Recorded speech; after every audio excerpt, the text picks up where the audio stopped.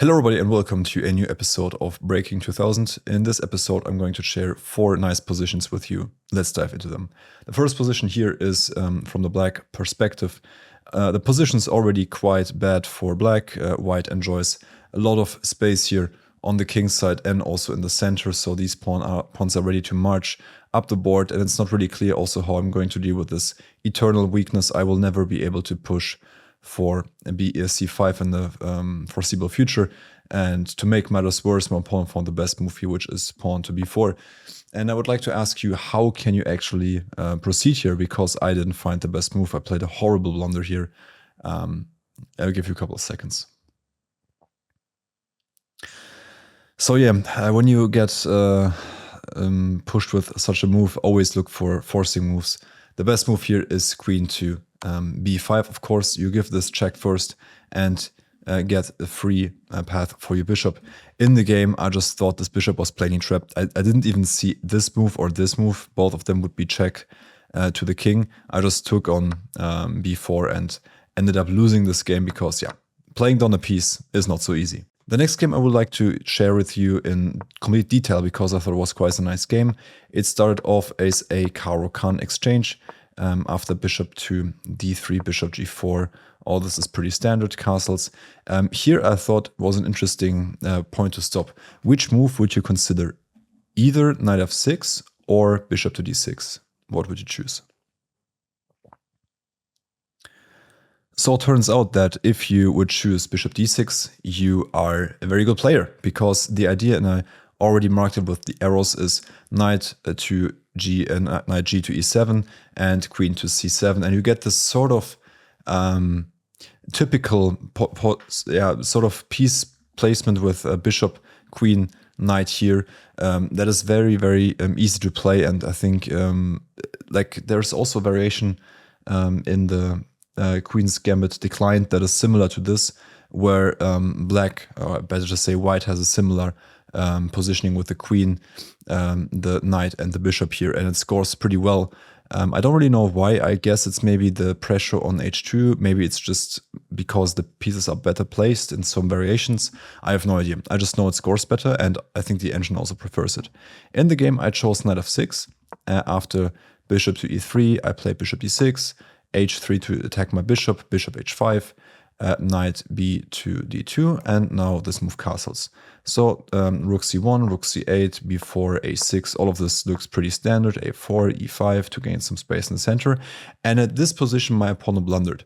What you should do here is play the move d takes e5, because, well, there is some pressure in the center and you should really try to solve it, because right now I'm threatening the move pawn to e4, which would fork both the knight and the bishop, and that would be, of course, horrible. So you should really go for this takes, and after this you can play bishop e2, unpin yourself, get some support for the knight, and there is nothing happening here. Instead, my opponent chose the approach of bishop to e2 immediately, and this is a big difference, even though it doesn't seem like one, because now I get this move e4 in, and you can see that the knight is attacked by the pawn, so the knight really has to move. We got the move knight to h2, and now I exchange this bishop, so we have bishop takes e2, queen takes e2. And you might say, well, it's an equal trade, but look at which pieces we are left with. My bishop here is enjoying a lot of nice scope. Meanwhile, this bishop is looking rather sad on e3, just staring at this pawn's backside, and you know, almost every pawn of black that is placed in the center is on black squares. I mean, all of them. These pawns are on the flank, so they don't really count. But yeah, every center pawn is on dark squares. So there is a big difference in piece activity. Also, this pawn is also rather weak, and black should really think about how they want to resolve it. They can't really push it, because then, you know, b4 would be weak. So there are a lot of problems for black, for white in this position. I played the move knight to e7. We had the move f4, gaining some space somewhat, but also, you know, this bishop is really hating that move. We had the move queen to d7. A better move here would be, and I also saw this move in the game, knight to f5, getting this knight to this knight outpost, putting some pressure here. I didn't really see immediately, like after seeing knight f5, what I would do after g4. it looks like a caveman move, but I was afraid that, white is getting some decent counterplay here. Like if I have to move again somewhere, like if I have to go back, then I thought, well, he can push or do something else, but I don't really have to go backwards. I can just go forward and go with knight to g3. The square isn't defended and it's just a fork on rook and queen, so this would be completely winning for black. Instead, I chose the approach with queen to e7, connecting the rooks and also setting up a little trap for my opponent. My opponent fell into it, he played the move pawn to g4 and I just took on a4. So now I'm up one pawn and I have a completely dominant position. We got the move g5 here, knight e7, f5, f6, so I won't allow any further advancement of the pawns. Knight g4, queen a3, just to threaten the c3 pawn here with my rook and my queen. So my opponent quickly went for knight b1, attacking my queen, queen a4, gf6, knight f6, knight f6, rook f6. So you can see there's a lot of pressure now on this pawn. That's why my opponent went for queen to g4, defending the pawn.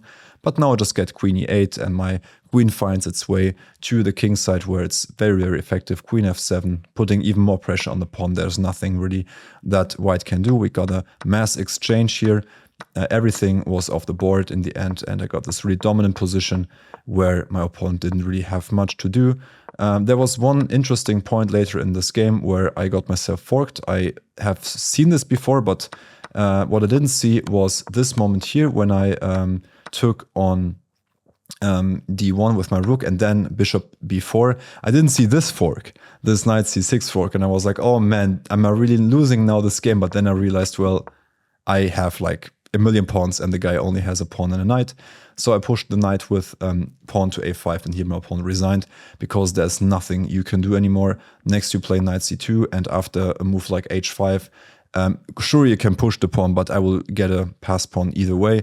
If you trade these pawns, it's only black that can play for win here, and there is no world in which one little horse is stopping 5 angry pawns that are going to march down the board.